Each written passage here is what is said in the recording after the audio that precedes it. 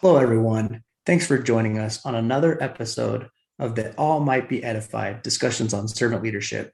I'm Keith Pankow, your host, and I have the wonderful privilege of being here with Dr. Cathy Cavanaugh, who is the Chief Experience Officer in Research Science in the Lastinger Center for Learning at the University of Florida.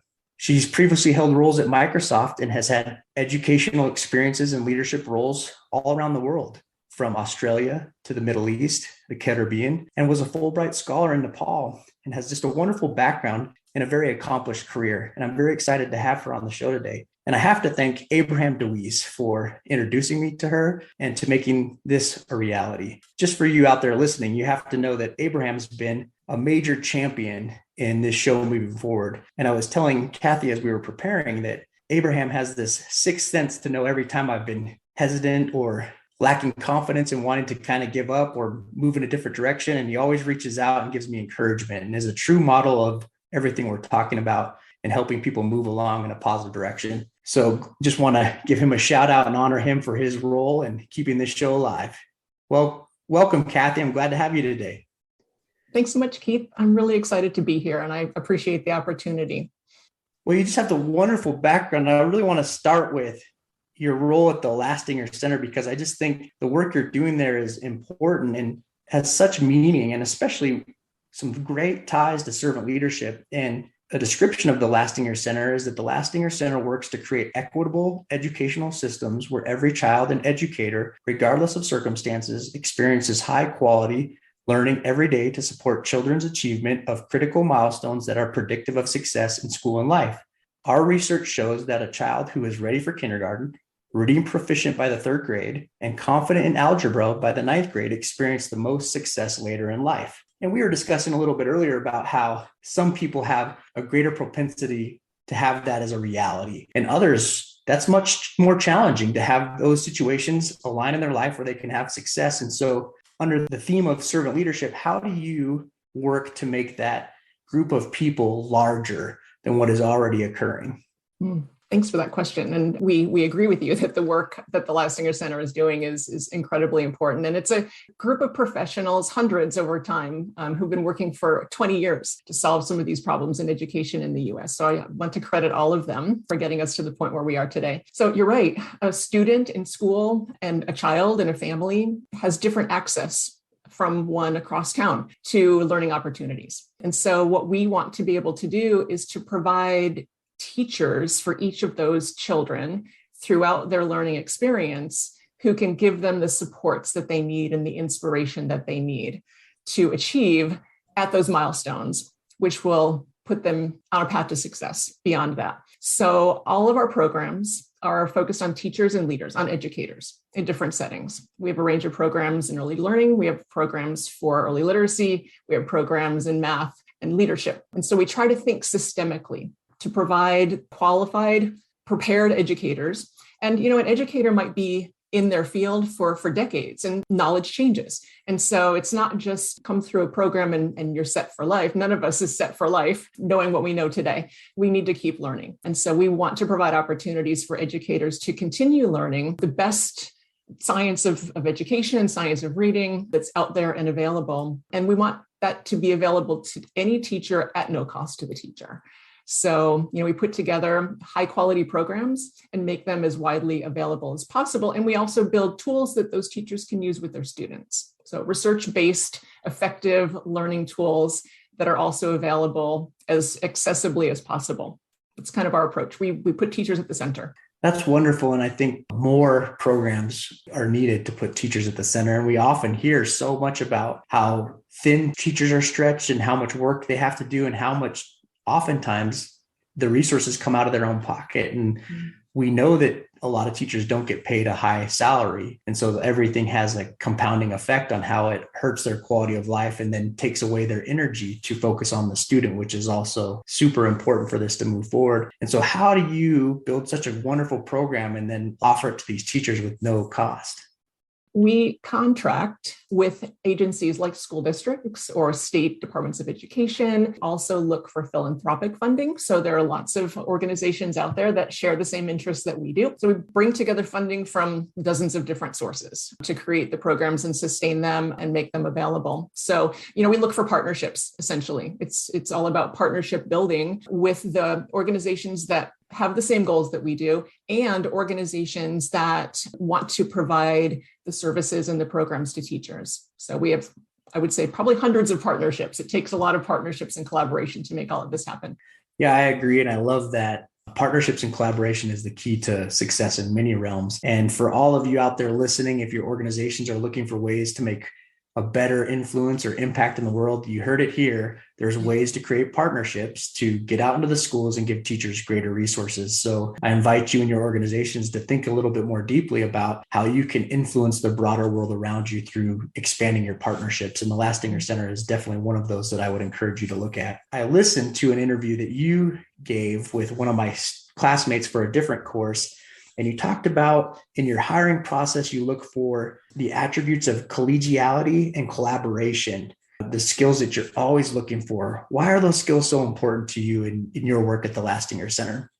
I think, throughout my 40 years in education, there's no organization, there's no role in which an individual can do everything himself, herself, theirself. So, we always need to be working with others to accomplish a substantial impact. Even if it's in the classroom, teachers learn from each other. Certainly, leaders in an organization need to work with their peers. They need to work with everyone in the organization, and they need to work with partners. So that ability to work with other people within and beyond organizations is essential for individual thriving as well as the organizational flourishing. Just things don't get done without that capability. I totally agree. And I was talking with Thero in the episode previous to this about how too often we look at easy definable traits like, do they have a degree, or do they have this skill, or do they have such and such? And far too few of times we look at how they fit with our culture, how they move with our organization, how they're a team player. And I love that focus on collaboration and collegiality to realize that you need team players. You need people that are going to work together. And I think as you explained it to Christine in your interview, that it takes the whole team to build these great products. And That's right. And I love how diverse your background is, because I think that lends itself to some experiences where you see the value of different viewpoints, the value of different thought processes. And I'd like to hear a little bit more about how your travels and experiences around the world have influenced that worldview. That's a really interesting question. I think that I hope that the more any of us talks to other people, the more that we can value what those people can bring just to learning and understanding of the world, and then to the ability to get things done. At Microsoft, it's a very technical organization, clearly, but there are a lot of people who have English degrees and writing degrees and humanities degrees who think very differently from the way a technical person thinks. And those people stretch the conversations and stretch the considerations and stretch the sorts of ideas and the ways that we consider ideas. And so, they bring richness to the organization. And in the Lastinger Center, we've got people from many, many different professions: technical, writing, education. They're subject matter experts, they're creators. And the best ideas come when there's a mix of them in the room, because they approach an idea from a different perspective and help to keep us grounded as well. So those of us who may not have been in an education background might not have a sense of how something will fly in a school, but those who have been in the classroom will keep us real. So, we just need all of those perspectives.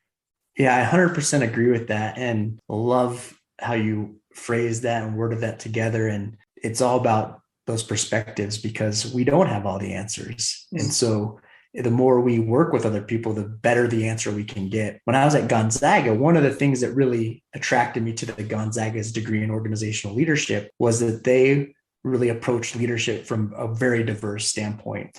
They talked about how leadership pertained to the monks at monasteries. They talked about how architecture pertains to leadership. They made us sit through an art class and listen to that artist explain to us how to build something and then talk about their viewpoints in leadership while they were helping us create something. And it really just expanded how I viewed leadership, especially hearing from people that I would have never thought about how to lead an artist. Kind of like you said, these people with English degrees combined with tech people and how they view the world so differently. Even if they come from the same communities, they just have diverse viewpoints. And if they come from greater sets of communities, the diversity just gets greater. And what I really loved was the architecture class, because it showed me that we can have all the right people, we can have all the right ideas, but if we build a space that's not conducive to the flowing of those ideas or to the bringing people together to collaborate, we can break up our organization from the onset just by the way we build the space. And I think that's true physically, and it's true metaphorically as well, the way we build a space through the words we use, through the way we interact with people. And I just love those ideas about diversity. I want to give you a couple of examples of how in our work we think about students as leaders as well. So we have an application called Math Nation that students around the country have been using for about 8 years for the algebra milestone that we talked about, but beyond that in mathematics. There's a component of it called the wall where students can post questions for other students to help. And if a student helps a peer with a question, they earn karma points that they can use to redeem for something. So it honors the ability of students to help each other, to understand and identify with each other and empathize and provide support. And it provides the context for that. And then in this new program that we're working on in the state of Florida, it's called New Worlds Reading. It's to provide books in homes for children who need books in their homes to be able to raise their reading levels. So we're sending millions of books across the state of Florida every month. And we're putting support material in with those books to encourage children within the families to read together. So we're providing like some prompts and some discussion ideas and some ideas about how people can share reading and share a book, even if it might not be a book that someone chose. A sibling can read with a younger child, or talk about the book or ask about the book. So there are opportunities within families, certainly, for people to take on leadership that puts the person that they're leading at the center and their success as the goal. That's a phenomenal idea, and I'm glad to hear about it. And one of the themes that's really resonated with me in this Doctor of Education program that I'm in with Abraham and Christina, who we've talked about, is that people often learn the most from the next closest novice. They don't learn from the experts, right? We're often too afraid to ask the questions we need to ask to the experts. Even our professors, we take lots of notes, but we're not necessarily going to approach them all the time. But we are going to approach our peers and bounce ideas off of each other. And I found this to be true. The first class, I did it alone and I didn't really reach out for help. The second class, I joined the study group with Abraham, Christine, Alex, Leah, and Rodney, and a couple other people, these wonderful influences that helped me. We dissect these things and we talk about them. And I learned a lot more than I would have ever learned without that. And so this idea to not only bring people together to bridge them closer to the next nearest novice, but also to put the learner at the center, I think is a beautiful servant leader centered theme. I like that a lot. Well, one of the things that one of my professors at Gonzaga said, Dr. Larry Spears, he said, in our servant leadership courses at Gonzaga University, we are fond of using the phrase servant leader in training. This serves as a reminder that all of us are always servant leaders in training. And while there are no perfect servant leaders, through our ongoing development and practice, we can become authentic servant leaders. So I love this idea that we're always servant leaders in training. So I'll start first by asking, how do you approach the people around you to continue to grow as a leader? To encourage them to continue to grow themselves as leaders? Yeah, exactly. Okay. Part of it is putting in place conditions and understanding the context and understanding each individual's past, present, and future visions of themselves to understand where there might be opportunities for each individual. And then thinking about scaffolding. In education, we think about scaffolding a lot. What's the next step that someone can take that feels approachable and feels achievable? You talked a little bit earlier about non-closure. We want to be able to check something off and feel that we achieved something. I think we need to think in terms of micro-milestones. We're always learning, we're always progressing, but there's a next step. There's a next milestone. So we can have closure on the way to the next learning step. So I think we always need to be thinking in our organization about what are the next achievable steps that each person can take and that we can help each person to take and to be ready for, and then to celebrate.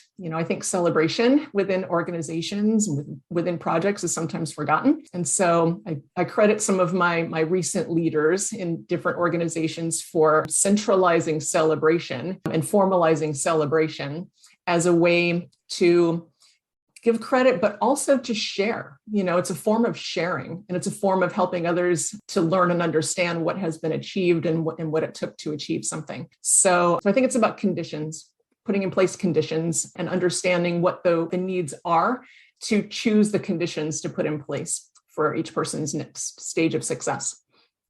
I love that. And I've observed over time in my role and even in the Coast Guard that when you find good, true servant leaders, they often are very resistant to celebrating their own successes. And so it can be very helpful to point them out for them and to honor them and to celebrate them, to show others and themselves the good work they're doing and how they're meeting those milestones. I'm naturally a very global thinker. And so oftentimes I have to remind myself that not everybody thinks so globally and is ready to just propel themselves to a long range goal. And they might need those micro milestones a lot more readily in their life. And I've had to change my own frame of reference a lot of times to help take smaller steps for others to help them get to that point. And at the same token, people have had to bring me down from my global vision to be like, whoa, Keith, we need to start here before we can get way down there where you're looking. And it's very true. One of the things Theo talked about in this last episode with his son and his soccer training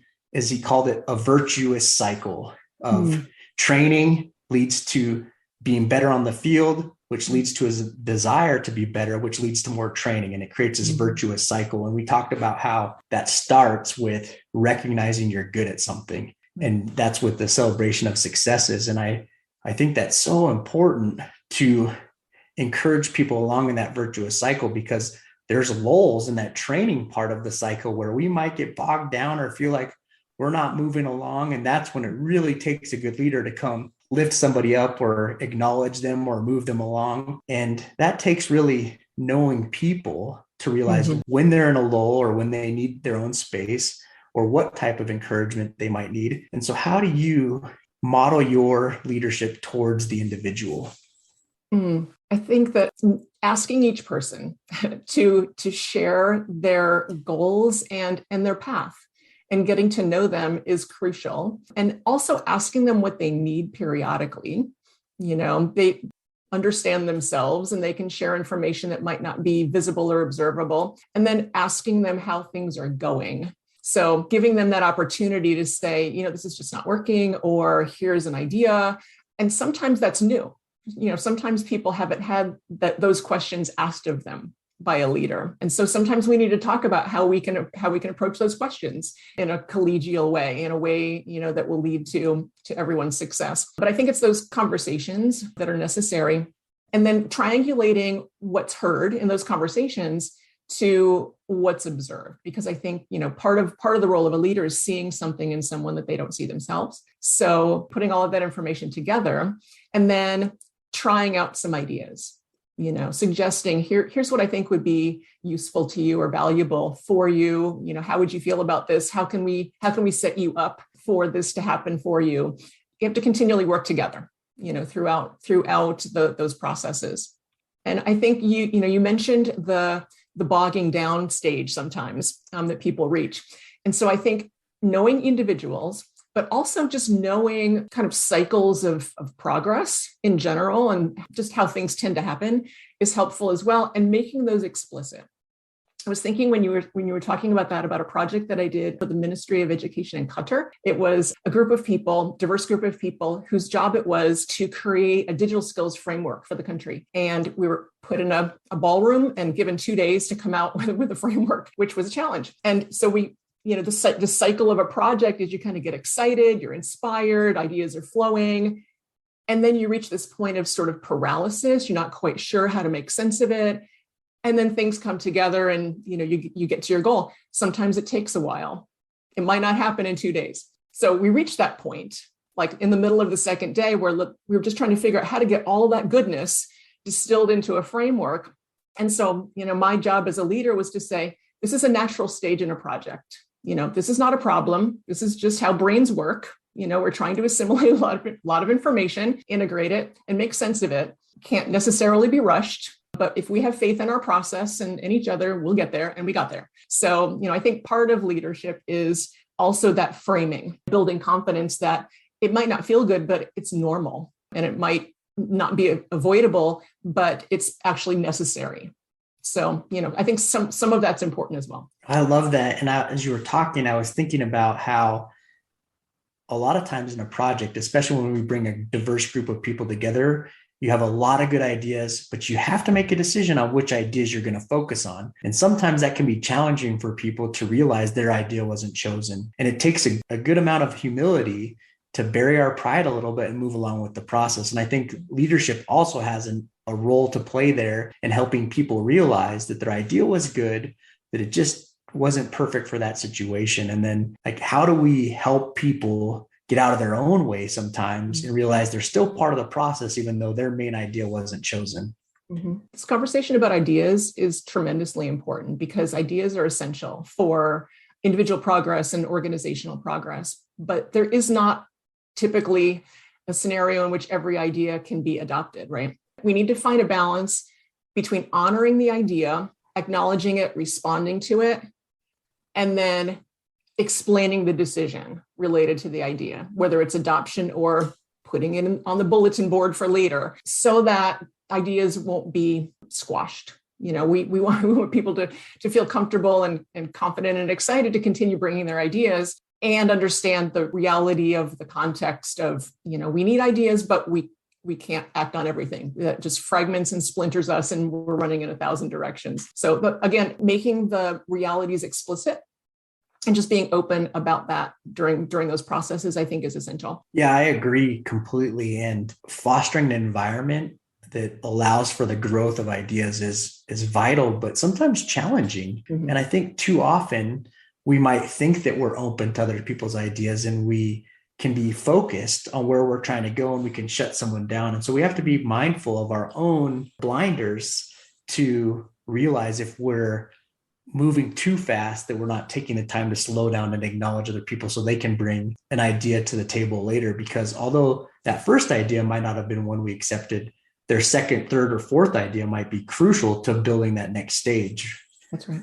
So how do we foster an environment? I know you talked about collegiality and collaboration and honoring people, but how do we really invite people to feel that their ideas are valued? Mm-hmm. This is something that we're working on in our organization as we grow. When I started in 2020, we were 60 or 70 people, and now we're over 100. So growth has been really fast, and that changes the culture. And that means that we need to pause and reflect and pay more attention to these conversations. So we're opening up more channels for ideas because with a diverse group across ages and from different backgrounds and different cultures, people have different comfort levels with different channels of expression. So we've got some anonymous channels. We've got, just open forum like Zoom meetings. We've got some Teams channels. We certainly have the sort of reporting structures. You can talk to your manager or you can actually talk to anybody, but, we have lots of different mechanisms where we invite people to share ideas, suggestions, and questions. And then this is also something that we're continually working on, but we always try to respond and acknowledge and then explain the decisions that were made or the next steps that are planned and continue to have open conversations about that. So leaders have to just make sure that they take the time. And sometimes you're right, we get focused on what's the next thing that we need to do, but we always need to be stopping and taking the time to honor and celebrate and acknowledge the ideas and the people that we're working with. Yeah, I love that idea that we need to take the time. Mm-hmm. And I shared with Theo in a recent episode of a different podcast called Fireside by Blair Hodges. He was talking to a theologian from, I think, Scotland. I might be wrong, but a very interesting conversation about how different time is for different cultures and for people with disabilities, and how time can mean different things. And he said he read an article or heard something where it said, in the time of Jesus walked at 3 miles an hour, and Jesus is love.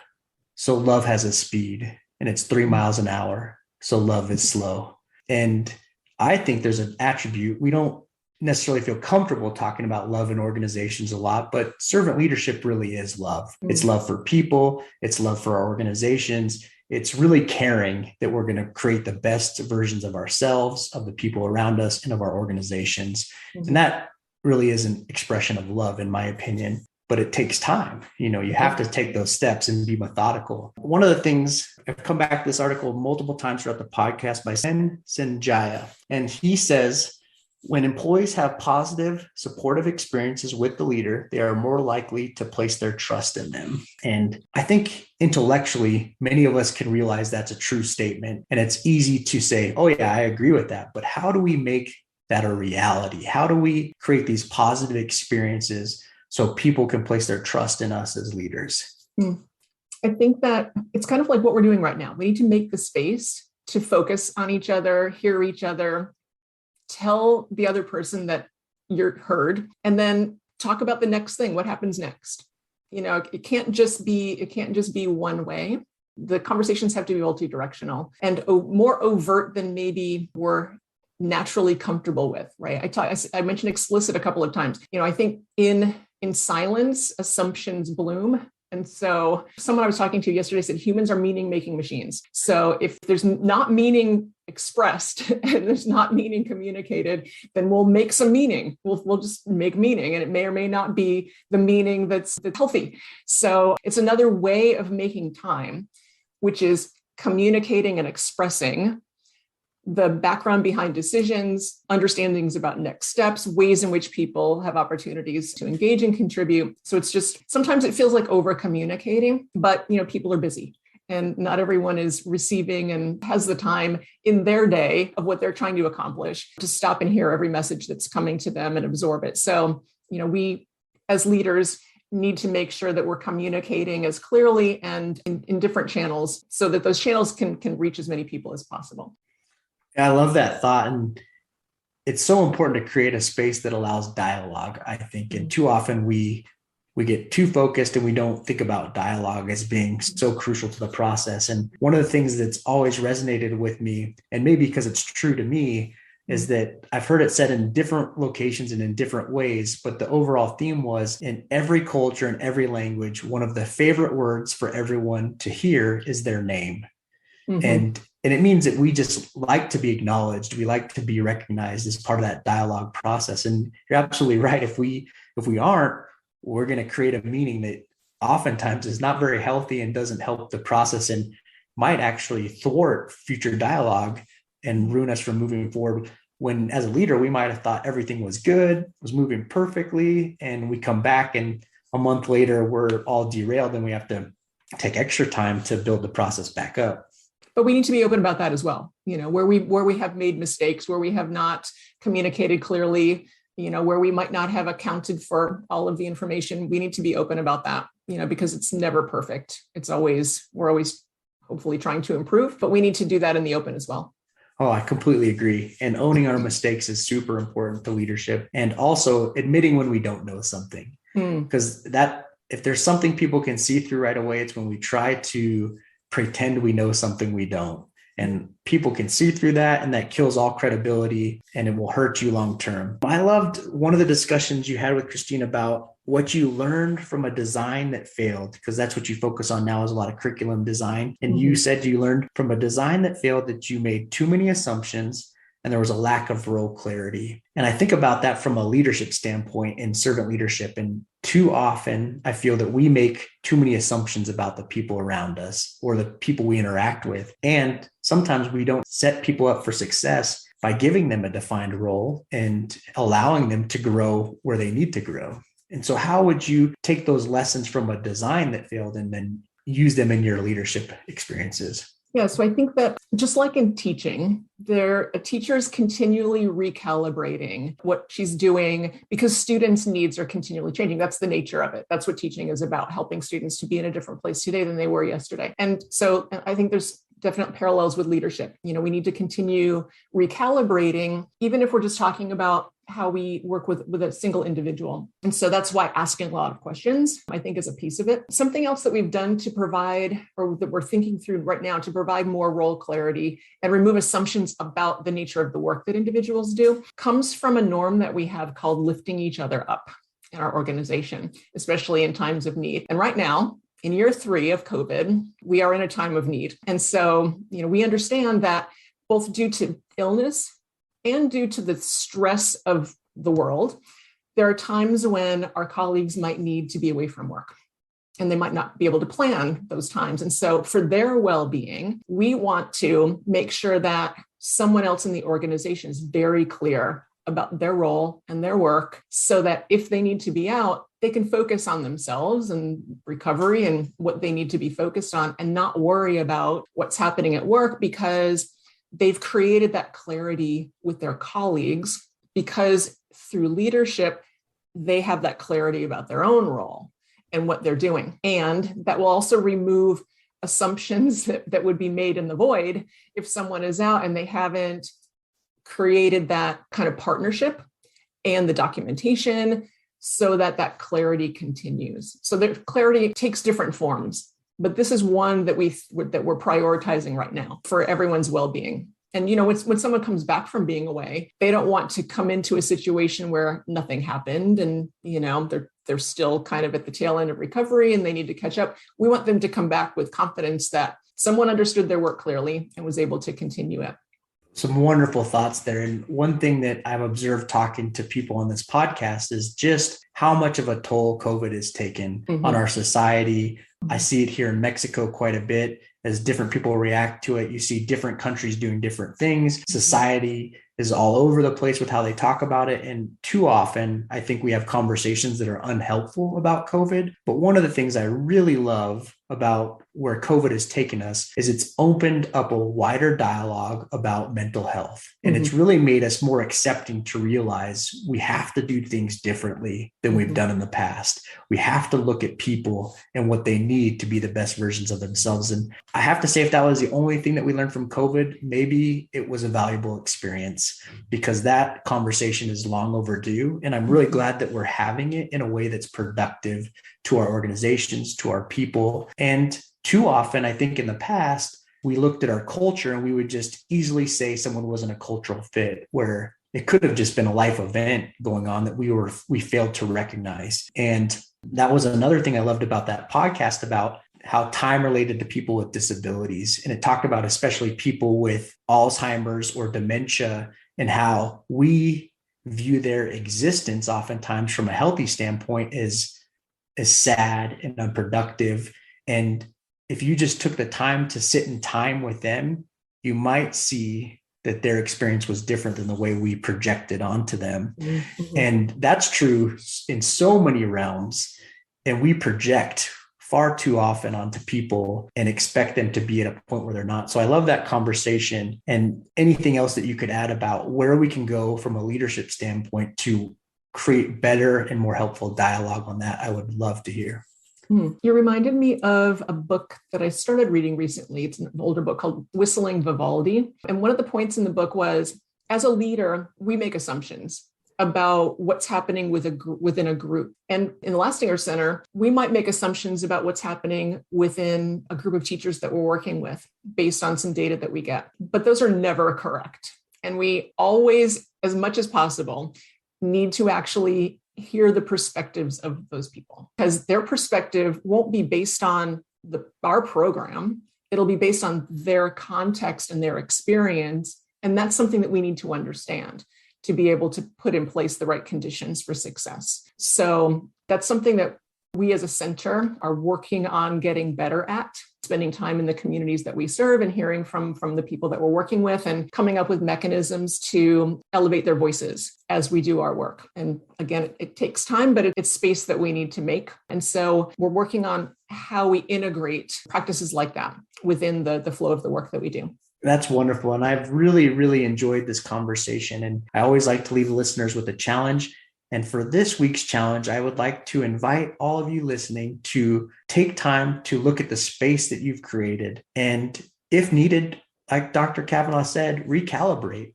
recalibrate it so that it is a space that encourages and fosters healthy dialogue with the people that you work with. And look at that space. Look at how it needs to be molded and changed and recalibrated to be a space that fosters collegiality and collaboration and great dialogue. Well, thanks so much for being here, Dr. Cavanaugh. Do you have any final thoughts to leave us with before we wrap up? No, but I appreciate the chance to just kind of articulate thinking. That helps to solidify it when you're able to talk through it with somebody else. So thank you. Thanks so much. And I have to say, I probably get more out of this podcast than anyone else because I'm constantly thinking about the conversations that I've had and the things that I've learned from people and these cross themes that continue to occur between different speakers. And it really helps me to realize that although we can be very diverse, we often are a lot more connected and closer aligned than we realize. And I love learning that. All right. Well, thanks so much for being with us today. This has been another episode of That All Might Be Edified, discussions on servant leadership. Please share and rate and like and subscribe to the podcast so others might learn and hear from these wonderful voices that we're sharing with the world. And have a wonderful day.